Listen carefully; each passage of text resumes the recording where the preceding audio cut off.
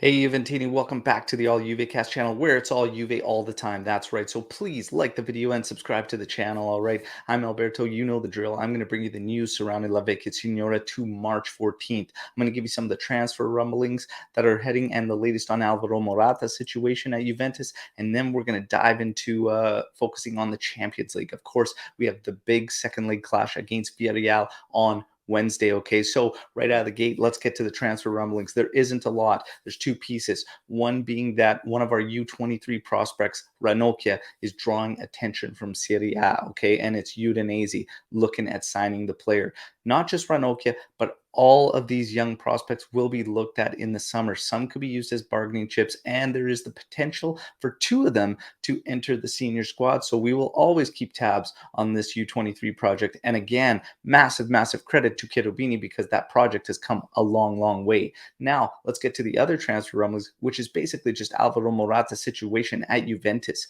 Now, it has been very clear the player does want to remain at Juventus. He had that stint in the winter mercado where he was looking to get a deal done to head over to Barcelona, but at that point in time, it looked like Juventus was not going to keep the player beyond, and he's trying to secure his future.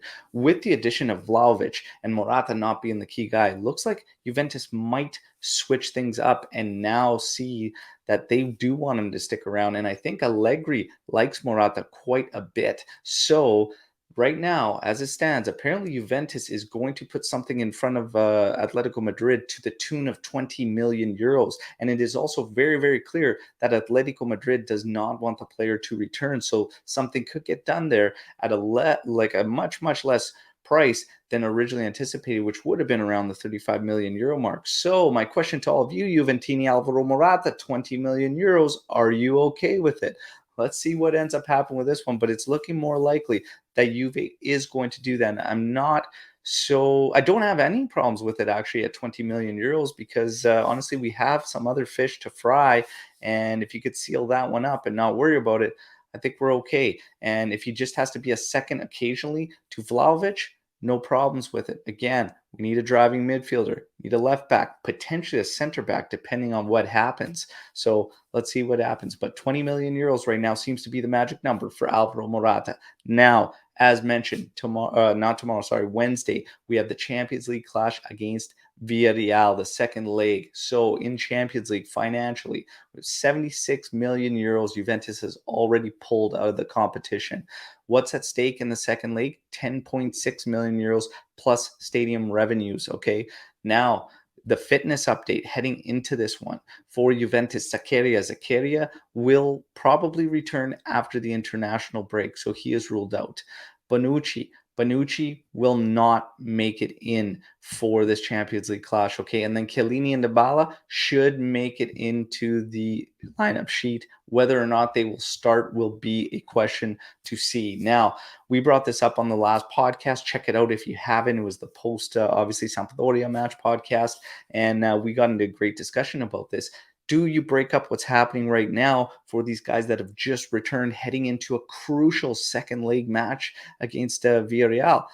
I don't necessarily know if I would have started some of these guys. Maybe one of those center backs next to De Ligt, but honestly, the De Ligt-Rugani partnership has looked quite strong. So do you break this up and this momentum that we're going on to get one of these guys onto the pitch, even when you're talking about Dybala?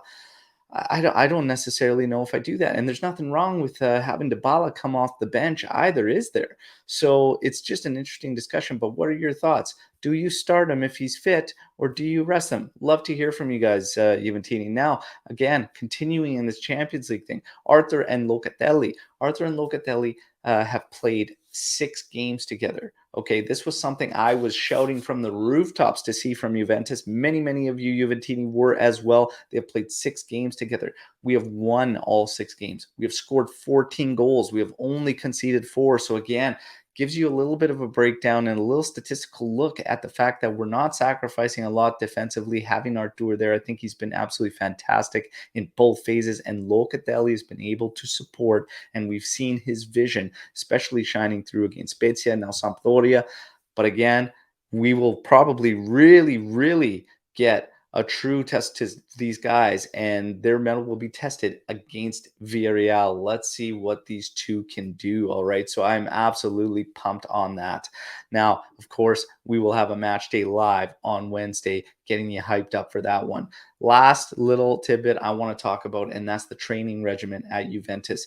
It has been reported that Juventus is losing faith and has lost faith in Paulo Dybala because of his fitness back in January, saying that any time, and this is the way it's worded, you can take this two different ways. Anytime the training workload has been increased, he struggles. Now, when you look at that, it's interesting. Is he coming back from an injury and then they start to increase the training workload to get back to normal and he's unwilling to adapt, or he struggles with it? Or is it the fact they're, overloading his training sessions, they're increasing the workload and they already have too high standard and he just can't keep up and keeps getting him injured? There's many different ways to look at this. For me, I think our training regimen needs to be looked at, because I said take Paulo Dybala's name out of the equation right now, because fans have kind of really turned on Paulo Dybala. But if you take that out of the equation, just forget the name. Okay, just look at this team in general. The amount of injuries we get, the amount of injuries we suffer in warm up sometimes to matches. Okay, and that happens from season to season to season. It is no doubt we work at an extremely, extremely hard rate in training. Is there something more to look at? I said just take this tidbit, and should we be looking at focusing a little bit more? Do we have a one size fits all training regimen and expect them all to just be up to the standard? Because every player is different and there are a lot of different factorings: age, height, that changes stress points, muscle mass, which changes everything drastically. So you can't have one size fits all. I'm not saying that we do. I'm just saying I have questions of our training, especially when you start hear more and more coming from players. And we ignored some of those players in the past because they had injury problems everywhere they went, and that's fine. But now we have some current players, Artur, I believe, being the latest, speaking out to the training, and when guys say, I've never seen anything like that, Patrice Evra was very, very vocal about, I've never seen anything like it in how we train there. Should we ease up a bit and start looking at protecting our investments and keeping these players fit for the most amount of matches in a season? If you have to adapt to one player, maybe you have to do then start personalizing this training regiment. And I've seen the issues with it, and some came out against my tweet saying that, look, why would you do that? What example does that set to the rest of the team?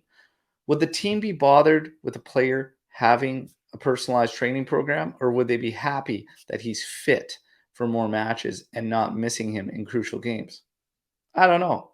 If I was a teammate, I'd say whatever gets him fit and in the lineup. There's no sense in training if it's injuring ourselves. It is just something to look at, and it's something that's being speculated by a lot of Juventini, and I think we just have to be mindful of it. But keep in mind and listen to what the players say, because this has been going on for quite some time. And the other thing with just, if a player can't handle it, he needs to go. You got to think about it. If the standard is too high, then it is what it is. Remember when CR7 was here and how many of our players said there's no way we could train like CR7 does? If that was the standard, you'd have a massive problem. There's a lot of things to think about, but it just popped up, and I want to get your thoughts on the training regimen at Juventus, and do we need to look into this and dive into it? It's all speculation because we're not there behind closed doors, but I think things could possibly change for the better, because we just cannot continue to have a massive amount of injuries year in, year out. Last, not final, Juventus again closing the gap up ahead with Inter, as Inter drew 1-1 to Torino yesterday. That's a PK. Awful, awful. If only Serie A had a way to review plays after they happened to make sure they made the right calls. I don't know. Regardless, doesn't matter. After we beat Salernitana, we are going to smash you, Inter. Okay, mark my words. We are going to beat you, and that's going to completely flip this race. Juventus at 56 points, Inter 59, Napoli 60, and Milan 63. There is 9 games remaining for Juventus. We are going to make things interesting. Mark my words. Till tomorrow, okay? Fino alla fine, Forza Juve. Like the video, subscribe to the channel. Let me know what you think about all today's news. Ciao tutti.